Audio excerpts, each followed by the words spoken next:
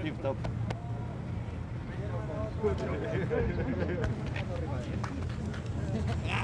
Dos victorias, aplauso de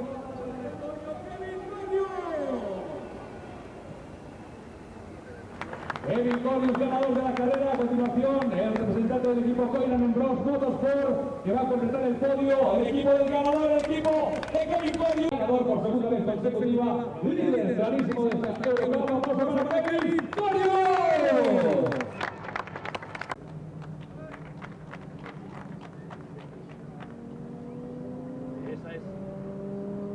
Esta es la fotografía que resume el podio en el momento ya en el cama de Champagne Spray. Ahí están los tres pilotos, ahí están Kevin Corius, Hugo Ballant y Mark Hintema celebrando este segundo podio. Aplausos para ellos.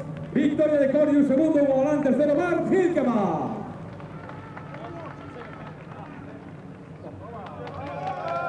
Really good. I think we made a maximum out of this weekend, and it is perfect for all the team, I think.